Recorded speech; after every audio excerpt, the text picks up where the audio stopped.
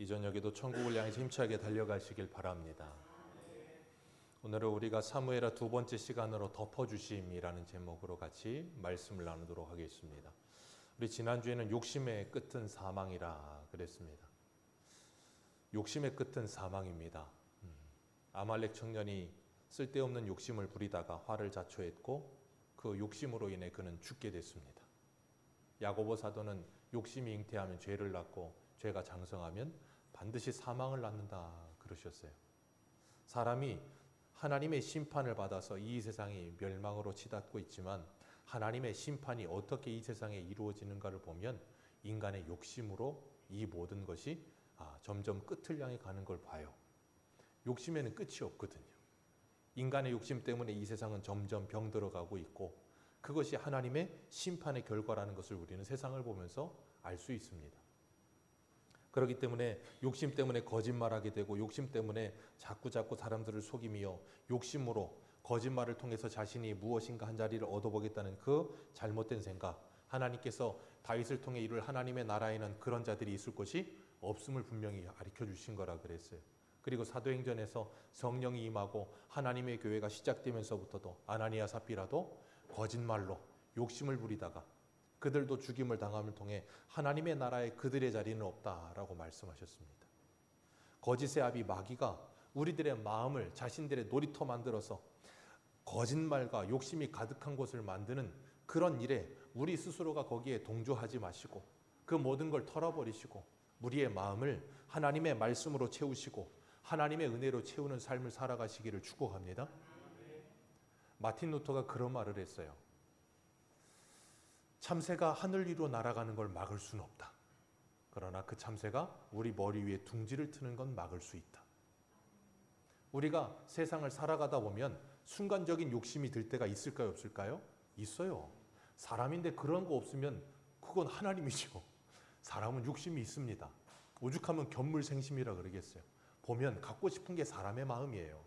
그런 마음이 들 수 있습니다. 그런데 그런 마음이 들 때 그 마음을 자꾸 묵상하지 마세요. 그런 마음이 들었을 때 그걸 떨쳐버려야지. 그걸 붙들고서 이 밤이 가도록 그걸 묵상하고 주야로 묵상하면 거기에 사로잡혀서 헤어나오질 못해요. 우리가 묵상해야 될 것은 주님의 말씀인 줄로 믿습니다. 오늘 다윗은 사울과 그 아들 요나단이 죽은 소식을 듣고 슬퍼하며 애가를 불렀습니다. 일평생 자기를 죽이려 했던 사울, 그 사람이 죽은 소식을 들으면서 기뻐하는 게 아니라 가슴 아파하며 슬퍼했습니다. 그럴 수 있었던 이유는 다윗이 하나님과 함께 했기 때문이다. 그렇게 말씀드렸어요. 그 마음에 하나님이 계셨기 때문에 그 마음이 넓어져서 그가 사울의 죽음을 보면서도 슬퍼할 수 있었어요. 그리고 그는 어디를 가든 거기서 하나님과 함께 살면서 천국을 누리며 살았습니다. 그래서 다윗은 평생을 사울 피해 도망 다녔지만 사울을 적으로 두고 살지 않았다 그랬어요. 분명히 사울을 죽일 수 있는 절호의 찬스가 두 번이나 있었습니다. 두 번이나 있었는데도 불구하고 다윗은 그 모든 심판을 누구에게 맡겨요? 하나님께 맡깁니다. 그리고 사울과 똑같은 모습으로 사울에게 대항하지 않았어요. 그리고 선으로 악을 이겼습니다. 그때 사울이 뭐라 그럽니까? 나는 너를 학대하였으나 너는 나를 선대하니 너는 나보다 의롭다. 여러분, 적어도 성도가 세상으로부터 그런 소리를 들으며 살 수 있다면 우리의 인생은 정말 성공한 인생일 텐데 그런 인생을 우리가 살고 있는지 다시 한번 생각해 봐야 될 줄로 믿습니다. 하나님께서는 이 다윗이 하나님께 모든 심판을 맡겨드리며 사울을 용서하는 삶을 살았을 때 그 결국에 사울은 그 마지막이 참 안타까운 모습으로 끝이 나는 걸 봅니다. 그러나 다윗은 끝까지 사울을 적으로 생각하지 않았어요. 사울이 죽고 나서도 사울을 적으로 생각하지 않았습니다. 그 이유는 그 마음에 하나님이 계셨기 때문이고 정반대로 사울은 일평생 다윗을 자신의 주적으로 삼았어요.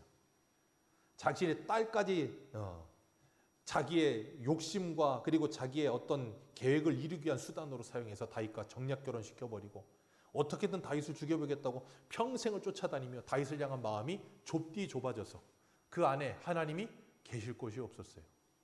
그러다 보니까 다윗은 어디를 가나 참 불쌍하게도 지옥을 살았습니다. 그리고 이 사울은 신앙의 눈으로 보면 참 불쌍한 인생이에요. 왜냐하면 누가 그렇게 한 게 아니라 자기 스스로가 자기 주변으로부터 스스로를 고립되게 만들고 살았어요. 그래서 홀로 외롭게 살았습니다. 우리 한 군데만 보겠습니다. 사무엘상 22장 한 군데 보겠습니다. 사무엘상 22장입니다.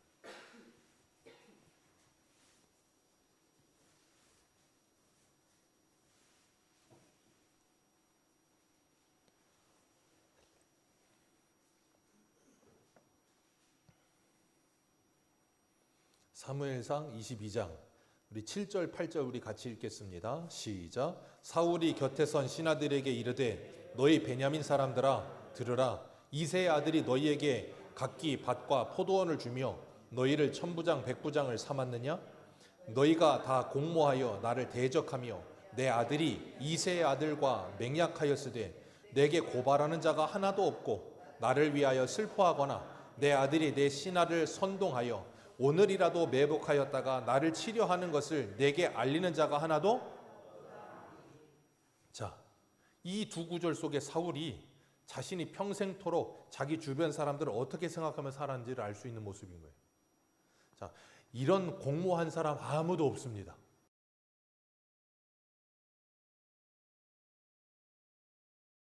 스스로가 자기 망상에 빠져서, 그리고 요나단과 다윗을 보면서 뭐라 그래요? 저놈들이 늘 붙어 다니더니 한 통속이 돼서 이제는 내 자리까지 넘보고 있구나라고 스스로의 망상에 빠져버려서 그것을 사실처럼 여기면서 뭐라 그래요?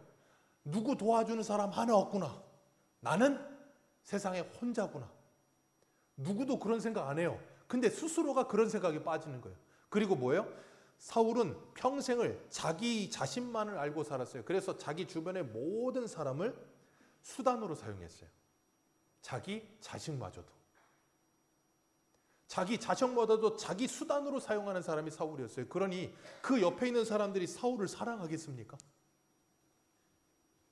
그러니 스스로가 자신의 인생을 외롭게 만들고 자기 스스로가 자기 인생을 지옥 만드는 삶을 사는 거예요. 얼마나 불쌍합니까? 우리 좀 아까 예배 전에 찬송하면서 뭐라 그랬어요? 성령이 오셨네, 성령이 오셨네. 내주에 보내신 성령이 오셨네. 그 성령이 오시면 뭐 하는데요?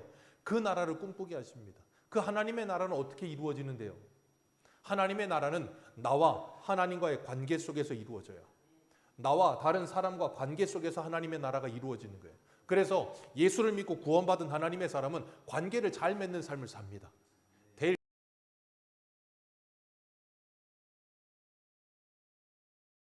그런 거 읽어야 우리가 그런 걸 깨닫는 게 아니라 성령으로 말미암아 하나님과의 관계가 회복이 되고 예수 그리스도의 보혈의 능력으로 말미암아 다른 사람과의 관계가 회복이 되면 점점 뭐예요? 그 관계들이 아름다워져 가는 거예요. 그러면서 뭐예요? 하나님의 나라가 이루어지는 거예요.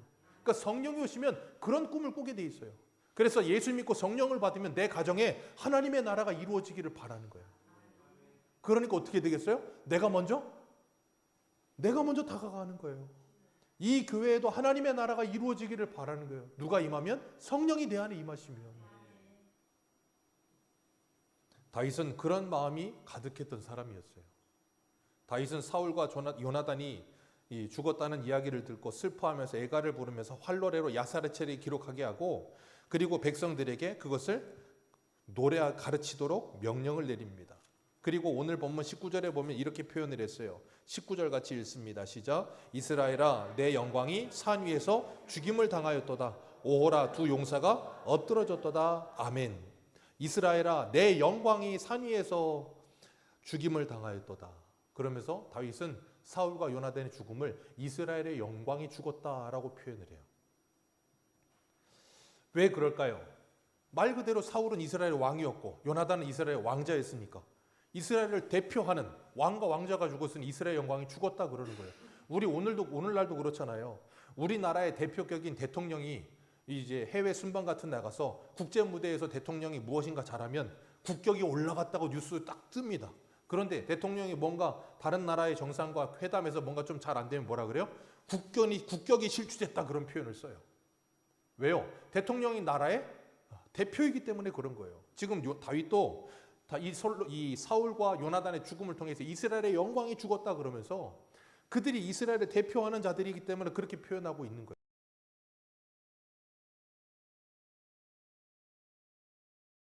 그 그래서 뭐라 그랬다고요? 이스라엘의 영광이 죽었다. 그러면서 슬퍼해요. 우리나라도 좀 이런 정치인이 나타나기를 간절히 기도해 봅니다. 우리나라는 정권만 바뀌면 그냥 파도, 심판 뭐 그런 말을 써가면서 항상 이전 정권을 어떻게든 죽여야 돼. 얼마나 참 안타깝습니까? 이전 정권이 잘한 것도 있고 못한 것도 있을 거 아닙니까? 그래요, 안 그래요? 아니 사람이 어떻게 실만 있겠어요? 공이 있고 사가 있는 거지. 그런데 꼭 다음 정권이 오면 지금 정권이 있지만 그 다음 정권이 다른 정권 와보십시오. 또 이번 정권 그냥 못했다고 그냥 죽어라고 하고 심판한다고 그러고 맨날 심판한대. 제가 그거 20대 때 봤거든요. 정권을 심판해야 되는 소리를 지금 40대가 돼도 지금도 심판한대. 언제까지 심판하면 끝납니까? 그 심판은? 주님 다시 오실 때까지 가야 됩니까? 참 안타까워요. 다윗을 보면서 우리가 그런 걸 좀 배웠으면 좋겠어요. 사울이 별로 다윗 보기에 완벽했겠습니까? 아니겠죠. 탐탁지 못한 것도 있을 것이고 모자란 적 있을 것이고 그런데 그 왕의 죽음 앞에서 그 모든 실들을 말하는 게 아니라 그의 공을 말하면서 이스라엘의 영광이 죽었다라고 해서 슬퍼하면서 백성들에게 다 슬퍼하라고 말하고 있잖아요. 아마 사울 죽은 걸 보면서 백성 중에 기뻐하는 사람 많았을걸요. 왜요? 환난 당한 자, 빚진 자, 마음이 원통한 자들 다 다윗 따라다녔잖아요. 400명, 600명씩. 그리고 그 사람들만 있겠습니까? 그 밑에 억울한 사람도 얼마나 많았겠어요. 그런데도 불구하고 다윗은 온 백성들에게 말하면서 뭐라 그래요? 슬퍼하라는 거예요. 우리의 왕이 죽었다는 거예요. 이런 마음이 있을 수 있다면 얼마나 아름다울까 그런 생각을 해봤어요. 근데 그런 일은 일어나지 않겠죠. 성령이 오시기 전에는 불가능합니다. 그래서 저 여의도에도 성령이 임하기를 20절에 보면 우리 20절 같이 읽습니다. 20절입니다. 시작. 이 일은 가드에서도 알리지 말며 블레셋 사람들의 딸들이 즐거워할까 할례 받지 못한 자들이 개가를 부를까 염려로다. 아멘. 이거 블레셋에 새 나가지 못하도록 아무도 모르게 하라는 거예요. 왜요? 사울과 요나단의 죽음을 그들이 조롱하면서 개가를 부를까 봐 염려가 된다. 저 할례 받지 못한 자들에 의해서 사울이 조롱을 당할까 봐. 사울이 죽을 때 뭐라 그랬습니까? 자기 병기는 자에게. 내가 할례 받지 못한 자에게 죽음을 당할까 봐. 그 수치를 당할까 봐 두렵다. 그러니 넌 날 죽여라 그러잖아요. 다윗이 죽은 사울을 위해서 끝까지 그의 자존심을 뭐예요? 지켜주고 있는 거예요. 만약에 이게 다윗이 아니고 요즘 사람들이라면 뭐라 그럴까요? 아주 그냥 대서특필을 할 거예요. 그러면서 온갖 조롱과 수치를 다 당하게 만들게 하려고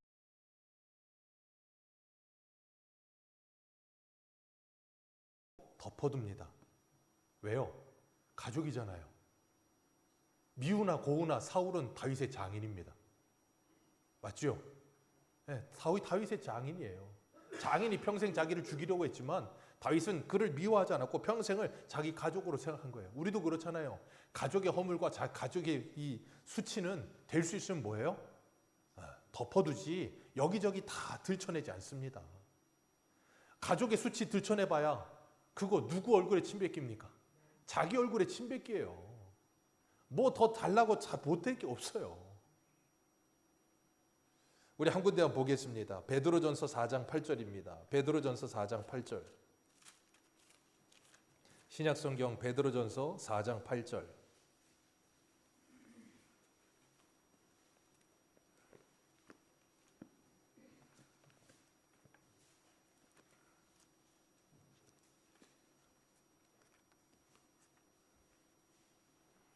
베드로전서 4장 8절 우리 같이 한번 읽어보겠습니다. 시작.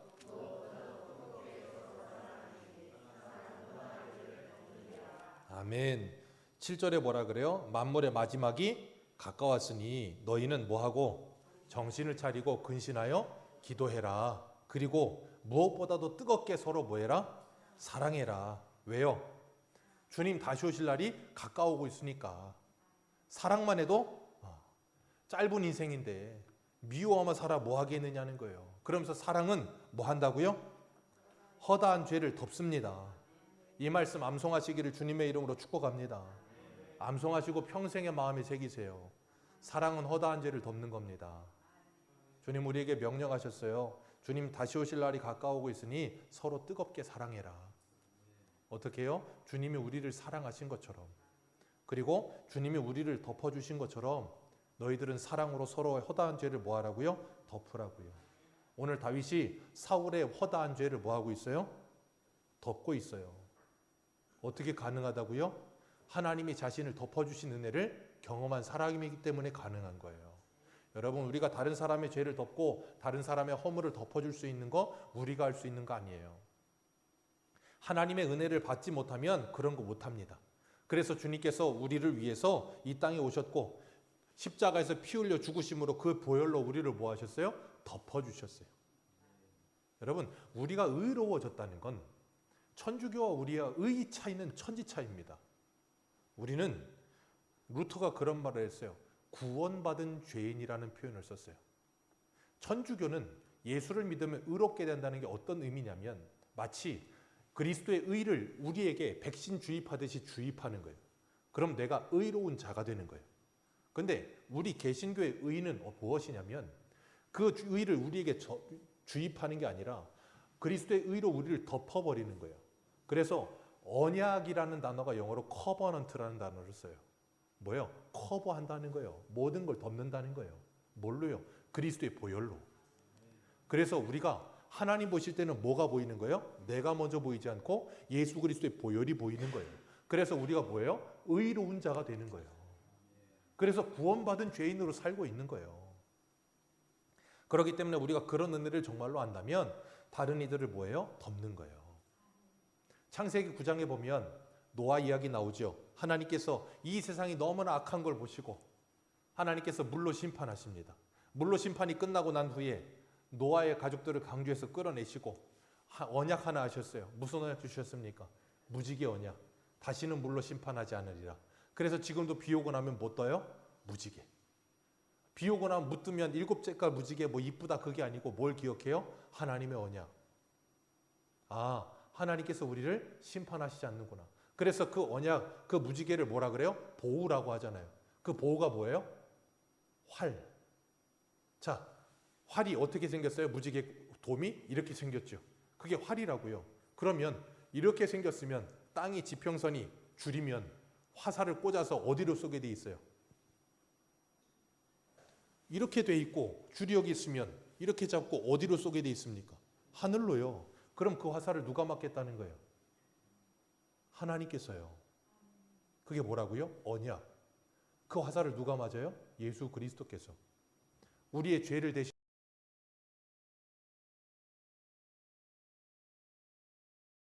이게 언약이에요. 그런데 하나님께서 그 언약을 주시고 나서 노아가 나와서 농사 짓습니다. 포도나무 심어놓고 그 솥을 거두어서 뭐 만들어요? 포도주 만듭니다. 그리고 그거 먹고 뭐 합니까? 고주망태 돼가지고 집에서 취해서 벌거벗고 누워서 잡니다.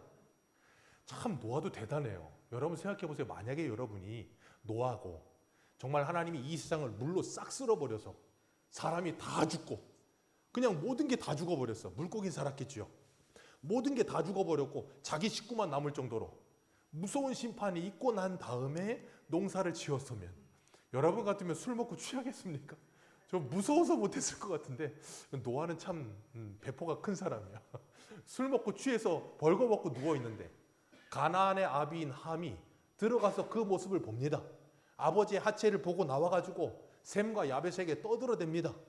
그냥 떠들었겠습니까?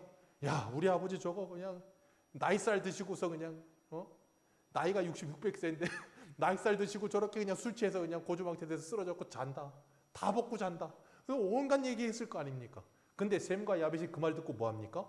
옷을 어깨에 걸치고 앞으로 가지도 않고 뒤로 종종 걸음쳐서 가서 아버지의 하체를 덮습니다.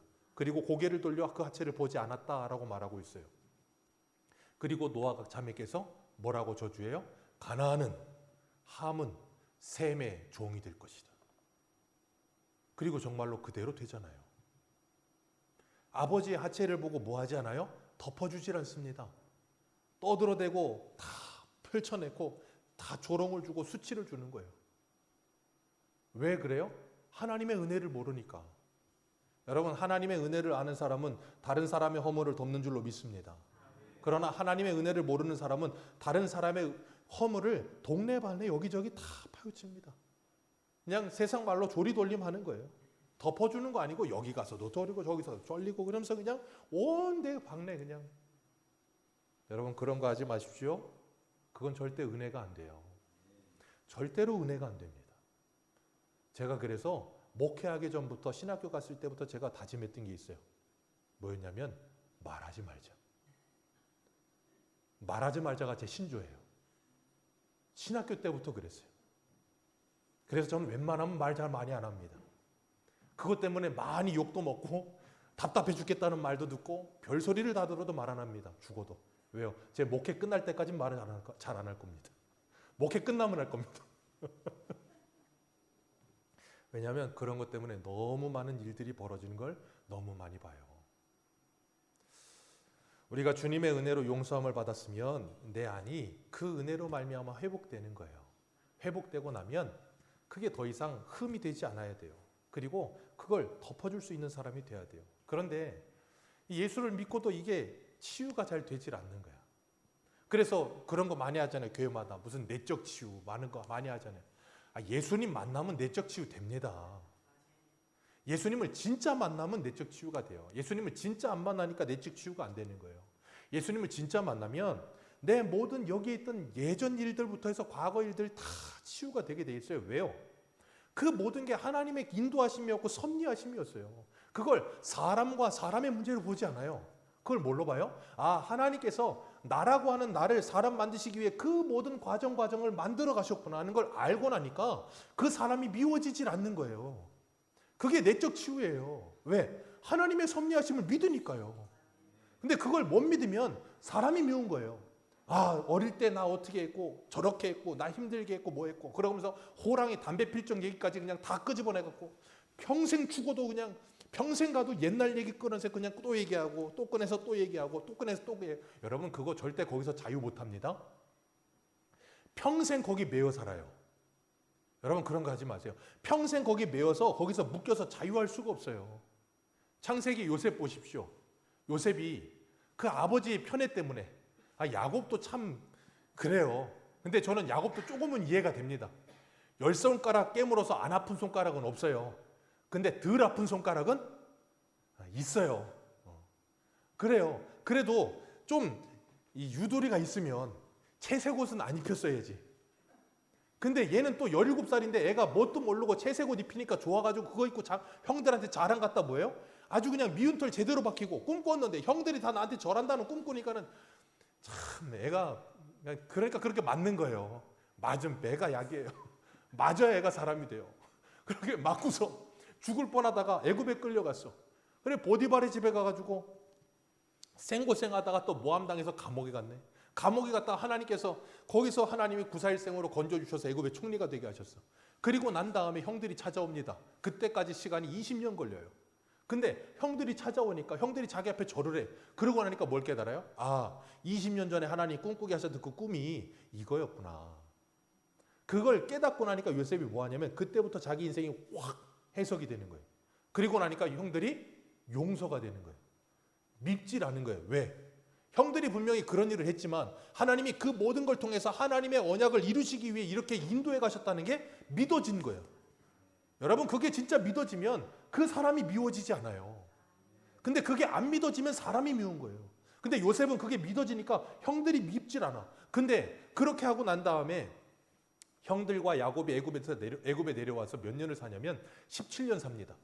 야곱이 바로 앞에 갔을 때 내 험악한 인생이 130년이라 그러잖아요. 야곱이 147세에 죽거든요. 17년을 애굽에서 살았어요. 누구 그늘 아래서? 요셉 그늘 아래서. 그러면 10명의 형들은 베냐민은 제껴두고 10명의 형들은 17년 살면서 아주 행복했을까요? 가시방석이었을까요? 요셉이 자기들을 용서했고 받아줬고 다 책임진다 그랬는데도 그렇게 했는데도 불구하고 형들은 가시방석이야. 왜? 저거 우리한테 해코지 하면 어떡하지? 그게 늘 있는 거예요. 왜? 이게 해결이 안 돼. 그리고 결국은 17년 있다가 아버지 야곱 죽으니까 형들이 10명 모여서 뭐 합니까? 야 이거 잘못하다간 우리 죽는다. 그러니 아버지 유언 남겼다고 거짓말을 해서 요셉한테 우리 좀 잘 봐달라고 하자. 그리고서 하는 말이 요셉한테 뭐라 그러냐면 아버지 살아생전에 우리 죽이지 말라 그랬다고. 우리 해코지 하지 말라 그랬다고. 요셉이 그 말 듣고 뭐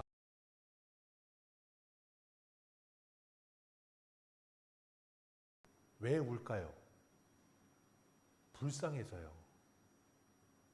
내 형들이 여기 내려가 17년을 살아도 여전히 가시방석이구나. 17년을 사는데도 나를 여전히 못 믿는구나. 불쌍한 거예요. 나를 어릴 때 그렇게 해코지했던 거기서 헤어나오질 못하는구나. 그러니까 울고 나서 뭐라 그러냐면 창세기 50장 21절에 이렇게 말해요. 당신들은 두려워하지 마소서. 내가 당신들과 당신들의 자녀들을 기르리이다 하고 그들을 간곡한 말로 위로하니라.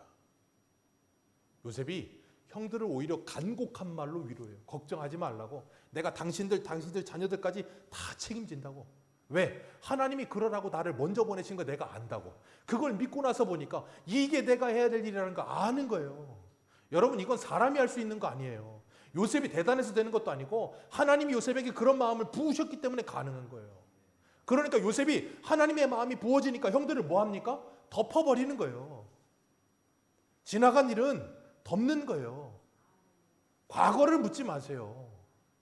왜 자꾸 과거를 물어요? 옛날 어떤 노래 가사에 그런 거 있잖아요. 지나간 것은 지나간 대로 다 의미가 있는 거예요. 그 의미가 있는 건데 뭘 그거 그냥 끄집어내갖고 그 옛날 그냥 그걸 묵상합니까? 주야로 말씀 묵상할 시간도 없는데 말씀을 묵상 안 하고 맨날 그런 거 끄집어내서 묵상하고 있으니 이 머리와 생각이 뭐가 남겠어요? 오늘 21절 말씀 보면 오늘 본문으로 돌아갑니다. 오늘 본문 21절 가봅니다.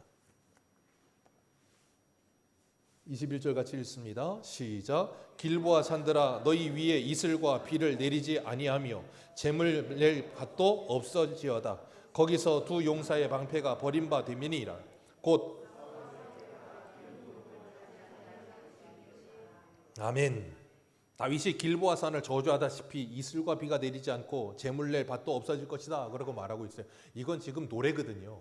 그러니까 가슴 아파하면서 뭐 하는 거냐면 길보아 산 거기서 사울과 요나단 죽었다. 그러니 길보아 산아 너희들도 뭐 해라 그 말이냐면 너희들도 슬퍼해라 그 말이에요. 그러면서 22절에 이렇게 말해요. 죽은 자의 피에서 용사의 기름에서 요나단의 활이 뒤로 물러가지 아니하였으며 사울이 칼이 헛되이 돌아오지 아니하였다. 그 말은 뭐냐면 사울과 요나단이 죽는 날까지 죽기 직전까지 뭐 했다는 거예요? 도망치지 않고 끝까지 싸웠다는 거예요. 사실은 아니죠. 사울과 요나단 다 도망갔죠. 도망가다가 자결했지만 어쨌든 다윗이 도망갔든 안 갔든 그런 거 보지 않고 지금 그들을 노래해 주면서 뭐 하고 있어요? 그들이 이렇게 용맹했다 그러고 칭찬해 주고 있는 거예요. 그럼 23절에 뭐라 그래요? 23절 같이 읽습니다. 시작. 생전에 사랑스럽고 아름다운 자이러니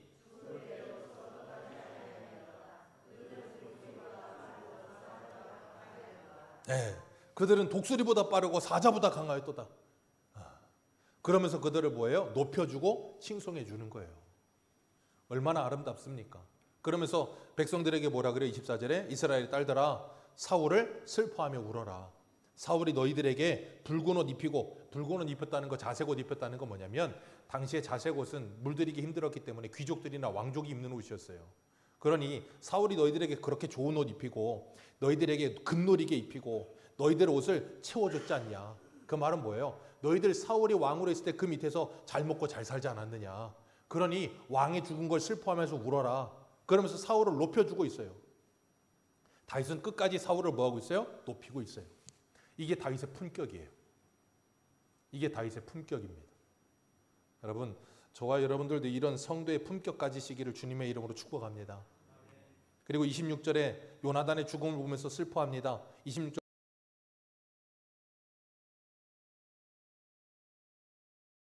다음이라 그대가 나를 사랑함이 기이하여 여인의 사랑보다 더하였도다. 여인의 사랑보다도 더했다. 그렇게 나를 사랑해 주었다라고 말하고 있어요. 어떻게 이렇게 사랑할 수 있었을까요? 이유는 하나예요. 같은 믿음을 가졌었기 때문이에요. 이스라엘 안에서 요나단과 다윗이 서로가 같은 믿음의 고백을 하는 사람으로 있었기 때문에 가능했어요.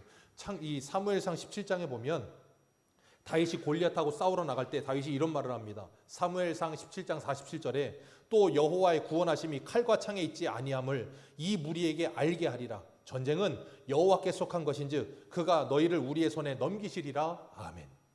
칼과 창에 달려 있는 것도 아니고 사람의 숫자에 달려 있는 것도 아니고 전쟁은 누구에게 달렸다? 하나님께 달렸다. 그러니 하나님이 이기게 하시면 골리앗도 뭐 할 수 있다? 이길 수 있다. 그게 가나안 땅 정탐하고 돌아온 여호수아와 갈렙의 고백이잖아요. 그들은 메뚜기, 그들은 골리앗이든 뭐든, 그들은 거인이든 뭐든 상관없다. 하나님이 우리와 함께 하시면 그들은 우리의 밥이다. 그게 믿음의 사람들의 고백이에요. 그리고 사무엘상 18장 1절을 보면 다윗이 이 고백하면서 골리앗 쓰러뜨리고 이기고 난 다음에 돌아올 때 18장 1절에 이렇게 말하고 있어요. 다윗이 사울에게 말하기를 마침에 요나단의 마음이 다윗의 마음과 하나가 되어 요나단이 그를 자기 생명같이 사랑하니라. 요나단의 마음과 다윗의 마음이 하나가 되어 어떻게 하나가 돼요? 하나님을 믿는 믿음 안의 신앙으로 하나가 되어 자기 생명같이 사랑하니라.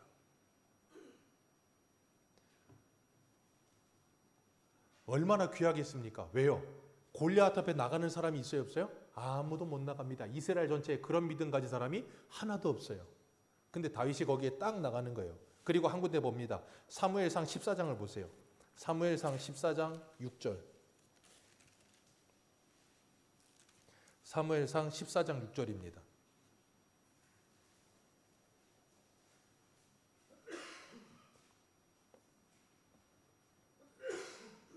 사무엘상 14장 6절.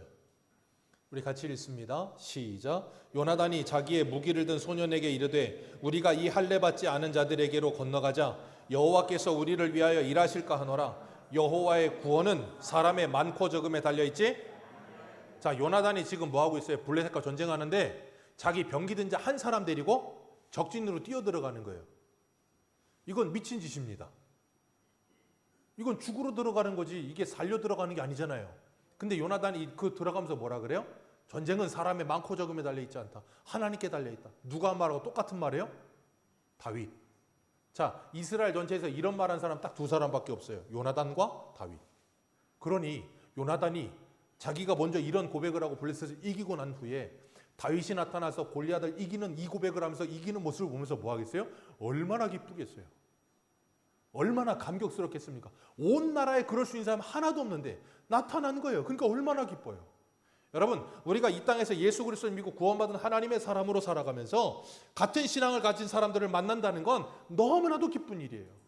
너무나도 즐겁고 행복한 일입니다. 그래서 신앙의 결이 같고 함께 신앙의 고백이 같은 사람들을 만나 신앙의 대화를 하면 얼마나 즐거운지 몰라요. 저는 가끔 책 읽다 보면 도대체 이 목사님이 내 머릿속에 들어갔다 나왔나 싶을 만큼 내 생각과 똑같은 말을 하는 분들을 만날 때가 있어요. 그러면 얼굴 한번 본 적 없는데 너무 반가워. 너무 재밌어. 아, 성령께서 이런 마음과 감동을 주셔서 이런 생각을 하게 하시는구나. 참 신비롭구나. 그럼 너무 즐거워요. 그리고 같은 신앙을 가지고 공유하면서 대화할 때 보면 너무 재밌어. 몇 시간에도 한 시간에 간 것처럼 삽시간의 시간이 흘러갑니다. 그런 거 느낄 때 있지 않으십니까? 우리가 신앙 안에서 그럴 때도 있지만 세상에서도 같은 공통 관심사를 가지고 있으면 어때요? 시간이 후딱후딱 갑니다. 그냥 너무 재밌어요. 똑같은 거예요. 신앙도. 다윗이 요나단의 죽음 앞에 이런 슬퍼하며 이런 안타까운 마음을 가졌던 것처럼 우리도 우리 믿음의 사람들끼리 서로 신앙의 하나가 되어 가족 안에 살아가면서 서로의 안타까운 모습을 볼 때마다 같이 울어줄 수 있고 서로의 마지막을 볼 때 슬퍼해 줄 수 있는 사람들이 될 수 있기를 주님의 이름으로 축복합니다. 저는 이런 요나단의 죽음과 같은 죽음이 되었으면 좋겠다라는 생각을 해요. 왜냐하면 나중에 제가 죽었는데 성도님들이 아우 잘 죽었다 그러면 그것만큼 슬픈 일은 없을 거 아닙니까? 아우 그래도 저 목사님 그래도 열심히 한다고 애쓴다고 애쓰긴 했는데 참 아유 천국 가면 만나겠지만 참 슬프다. 그랬으면 좋겠어요. 근데 그러지 않고 아유 잘 죽었다 그러면 그거 얼마나 슬프겠어요. 천국에서 보면서. 나를 위해서 울어줄 수 있는 사람이 있다는 거 참 복된 거예요. 다윗은 사울과 요나단의 허물을 하나도 보지 않거든요. 저는 이 본문을 이 사무엘하 1장 말씀 보면서 어디가 떠올랐냐면 히브리서 11장이 떠올랐어요. 우리 히브리서 11장 하면 무슨 장이라고 우리는 딱 머릿속에 딱 각인돼 있어요? 믿음장. 고린도전서 13장 하면 사랑장이지만 히브리서 11장 하면 믿음장으로 딱 박혀 있거든요. 우리 히브리서 11장 한 군데만 잠깐 펴보겠습니다. 히브리서 11장.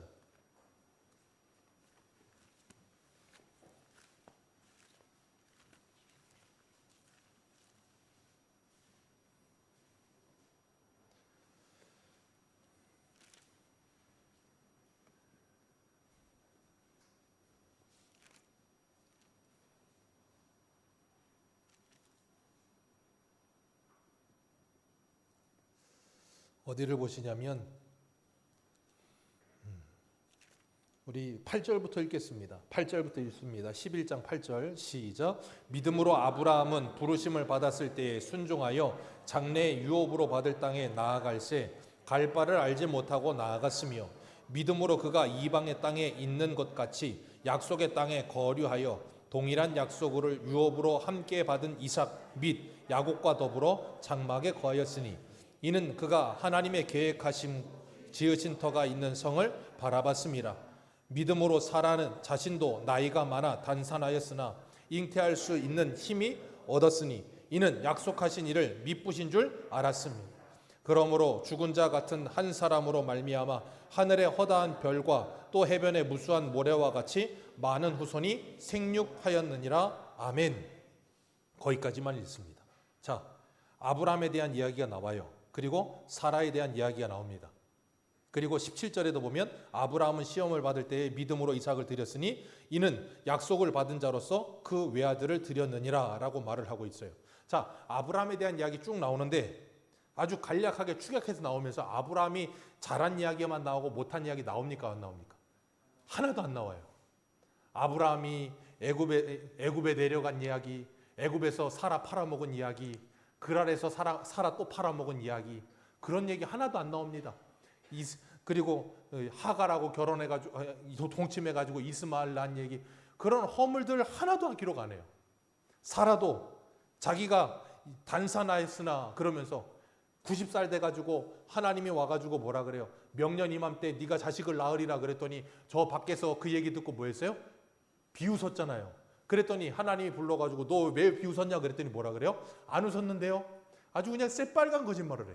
근데 그런 거 기록을 해요, 안 해요? 하나도 기록 안 합니다. 기가 막혀요. 그리고 그 밑에 나오는 믿음의 사람들이라고 말하는 사람들 보면 하나같이 잘못한 게 수두룩빽빽인데 그거 하나도 기록을 안 해. 왜 하나도 기록을 안 할까요? 이유가 있어요. 이게 하나님의 덮어주심의 은혜예요. 하나님이 예수 그리스도의 보혈로 우리의 모든 허물을 덮어버리시는 거예요. 그리고 죄 없다 해버리시는 거예요. 그러니까 뭐예요? 노 카운트가 되는 거예요. 그리고 우리는 그리스도의 보혈로 뭐예요? 그 의로움을 받아 하나님의 나라에 들어가는 거예요. 오늘 오전에 우리가 죽음에 대해서 이야기하면서 계시록 20장 봤을 때 그 생명체에 기록되지 않은 자들은 둘째 사망 불목에 들어간다면서 뭐라 그랬어요? 그들은 그들의 행위대로 심판을 받을 것이니라. 왜요? 그들의 행위를 덮어줄 수 있는 사람이 아무도 없어. 우리는 우리의 행위를 덮어주실 분이 계십니다. 누구요? 예수 그리스도. 그래서 다윗은 오실 그리스도의 예표예요. 그래서 지금 다윗이 사울의 모든 허물을 뭐하고 있어요? 덮고 있는 거예요. 그리스도께서 우리의 모든 허물을 덮어주시는 거예요. 그래서 우리가 오늘 이 자리에 서 있는 거예요. 안 그랬으면 우리는 벌거벗은 모습 그대로 다 드러나 있었을 거예요. 그런데 하나님께서 우리를 덮어주셨습니다. 그 은혜를 받은 것을 기억한다면 우리도 다른 사람의 과거를 묻지 마시고 다른 사람의 과거를 파고 파지 마시고 덮어주시길 바랍니다. 그리고 다른 사람의 장점만 보시고 단점은 자꾸 들추지 마세요. 단점 없는 사람 어디 있습니까, 세상에? 다 단점이 있습니다. 근데 파고 파면 단점만 보입니다.